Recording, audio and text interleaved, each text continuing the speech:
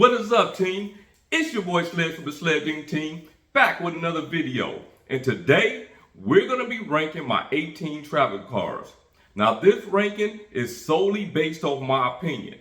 But remember, my opinion is more important than everyone else's. And you know over here at SledgeInc, we get straight to business, so let's get to it.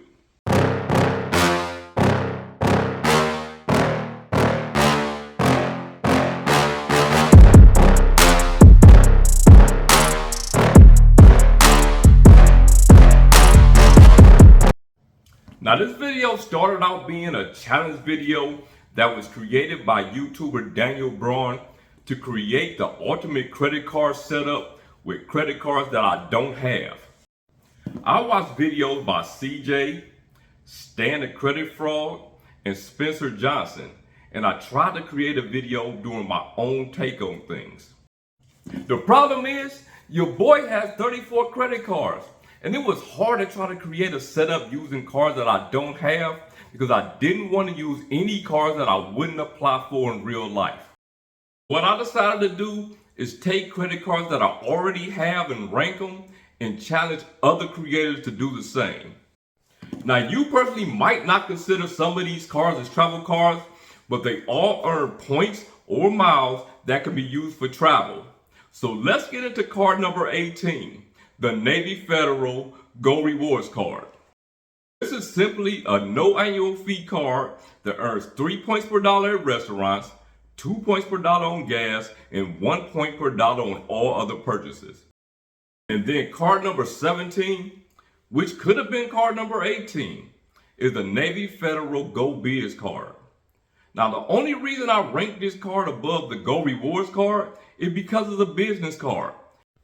But unlike all my other business credit cards, this card reports to my personal credit. Card number 16 is the American Express Business Green card. Now, if you frequent my channel, you already know how I feel about this card. This card is trash. It's not just trash, it's trash. The only reason that I got this card was for the sign-up bonus and because the annual fee was waived in the first year that I had the card. This card earns 2 points per dollar on American Express travel and 1 point per dollar on all other purchases. Yeah, that's it. With a $95 annual fee, hence, your boy gonna be canceling this card this year. Card number 15, the American Express Delta Blue card. This is the lowest entry Delta card, and it earns 2 points per dollar on Delta purchases and at restaurants, and 1 point per dollar on all other purchases. This card started out as the Delta Gold card, but your boy downgraded to the Delta Blue card a month ago. But in the near future, I plan on upgrading the card. No, scratch that. I plan on canceling the Delta Blue card and applying for the Delta Platinum card so I can get the sign-up bonus. And also, I'm getting a Delta Platinum card, so next year, I'll have a companion certificate that comes along with that card. Card number 14 is the Capital One Venture card, which is a $95 annual fee card that earns 5 miles per dollar on hotels and car rentals booked through the Capital One portal, and 2 miles per dollar on all other purchases. This card also comes with global entry and TSA pre-check. So if you don't have those, this actually might be a good card for you. But your boy already has both, so more than likely, I'm going to downgrade this card in the near future. A lot of travel cards come with TSA pre-check and global entry, so I won't be including that as a benefit on any of the rest of the cards on this list. Card number 13, the American Express Blue Business Plus. Now, this is a card that you can't go wrong with because it earns 2 points per dollar on all purchases and it has no annual fee. For card number 12, a lot of people gonna be mad about where I rank this one. It's the Built Master card. Now, this is a no annual fee card that earns 3 points per dollar on dining, 2 points per dollar on travel, and 1 point per dollar on all other purchases, including rent.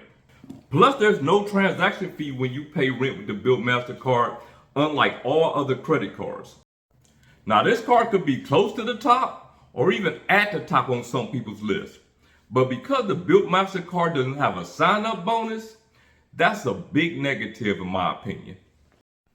But we're going to shoot right over to card number 11, which is the American Express Everyday Preferred Card. The reason that this card is number 11 is because it gets a 50% point boost when you use the card 30 times in a statement period. So there are times that I use this card instead of using my American Express Gold card, and I get 4.5 cents per dollar for groceries, and that's outstanding value. But let's keep it going. On the card number 10, which is the American Express Business Gold Card, which earns 4 points per dollar on your top 2 categories, which include airlines, advertising, gas, technology, hardware, software, restaurants, and shipping. I use it for gas and shipping, but with that $299 annual fee, this might just be a 1-year card for your boy. Because as much as I like it, and as much as I use it, I don't know if I can justify this annual fee. I mainly got it for the 110,000 membership reward point sign-up bonus that was available at the time that I got the Business Gold. So even if I keep it another year, your boy will still come out ahead. But realistically, the chances are kind of slim on me keeping it. Card number 9 is another card that seems to be really popular right now, the American Express Hilton Business Card. I had the Hilton Surpass card and canceled it for this card for the sign-up bonus. Now really, they're essentially the same card with the exception of one of them being a business card and one of them being a personal card. Now if I can do it all over again, your boy would have got the Hilton Business Card first and then got the Hilton Surpass, because the Surpass has a downgrade path to the no annual fee Hilton Honors Card, while the Hilton Business Card doesn't have a downgrade path at all. But the superpower of the Hilton Business and the Hilton Surpass card, that if you spend $15,000 in a year like your boy did on this card, you get a free Hilton Night certificate. Disclaimer: do not buy things that you wouldn't ordinarily buy on this card or any other credit card just to get credit card rewards.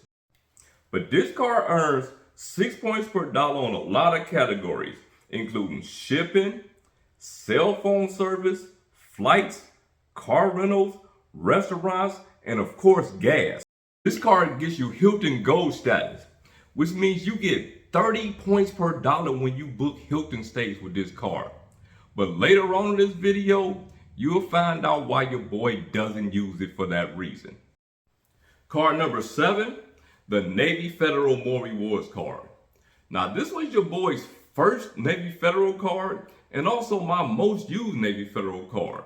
I canceled my American Express Green card for this card because they were just too similar and the categories were pretty much the same. With this card, you get 3 points per dollar at restaurants, supermarkets, on gas and transit, and the transit category is extremely wide. I mean, this card covers many categories of transportation, including tolls, tours, and even parking. And therefore, this is a top 10 card for me. Card number 6, the Navy Federal Flagship Card. And as long as this card keeps paying for my Amazon Prime membership, this is going to be one of my top cards. Now, this is Navy Federal's only card with an annual fee, but that annual fee is only $49. Then you get 3 points per dollar on travel and 2 points per dollar on all other purchases. Now, combine that with the fact that they're paying for your Amazon Prime membership, this card is extremely hard to beat. But right now, we're about to get to the top 5 cards on this list. And to get right to it, card number 5, the PenFed Pathfinder card. And in my opinion, this is the most slept on travel card out in the game right now. In my opinion, it's more important than everyone else's. Do your research on my opinion being more important than yours. Because I'm a PenFed Advantage member, I get 4 points per dollar on travel and the $95 annual fee is waived. If I wasn't a PenFed Honors Advantage member, I'll still get 3 points per dollar on travel.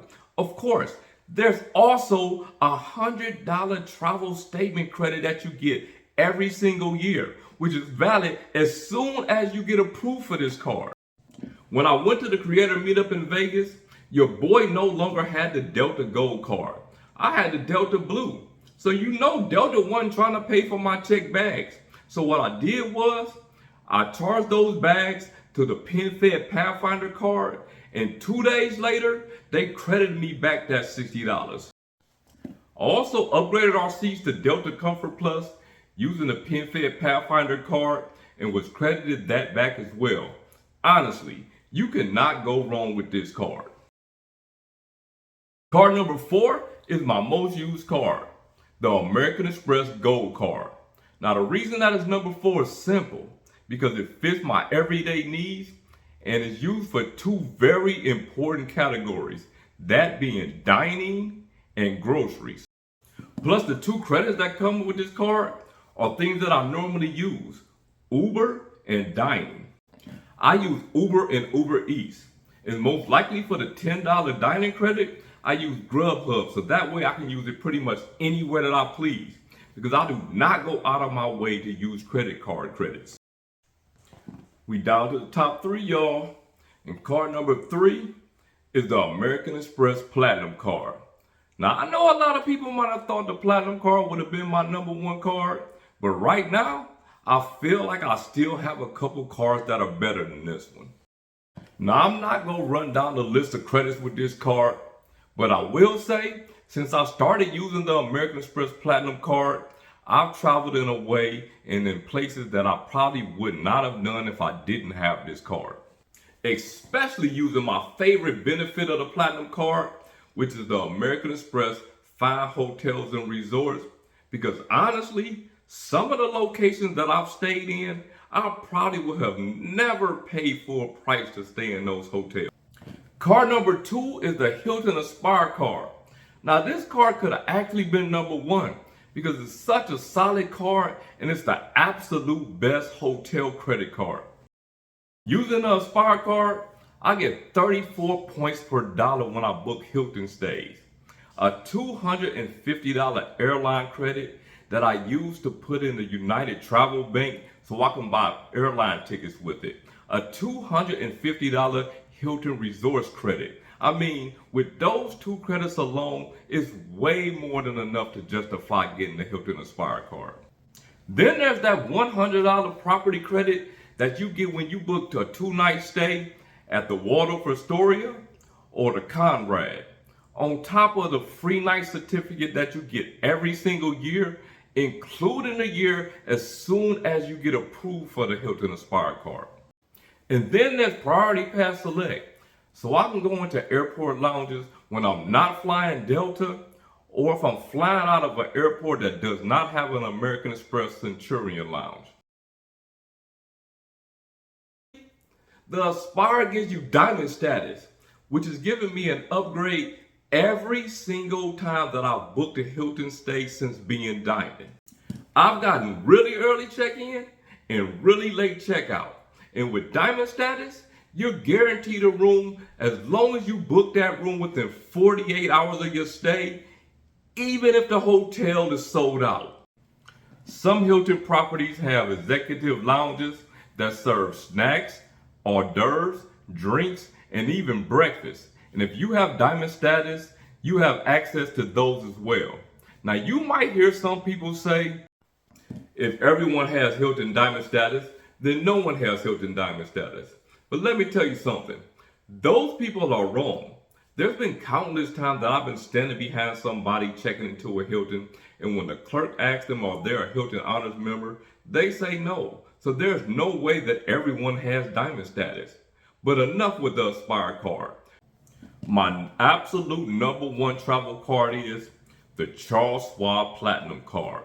Because when I cancel my vanilla Platinum card next year, I'm going to still have this one. I've been lucky enough to be able to travel a decent amount of time throughout the years, and having a platinum card has made that experience of traveling so much better. From being able to go to the Centurion and Delta Sky Club airport lounges, using the 5 hotels and resorts credit to stay in hotels that I probably wouldn't stay in if I had to pay full price, like when I went to Vegas and stayed in the Crockford's LXR resort, using the airline credit that I put in the United Travel Bank along with my Hilton Aspire credit and my Vanilla Platinum credit, giving me $650 for airline tickets. The American Express Charles Schwab Platinum card is a phenomenal card and my #1 travel card. But let me ask you, what order would you rank these cards in? Leave that down in the comment section. But if you like this content or was just entertained, hit that thumbs up, share this video, but most importantly, drop a salute emoji in the comment section. And remember, the separation is in the preparation. It's your boy Sledge. Salute.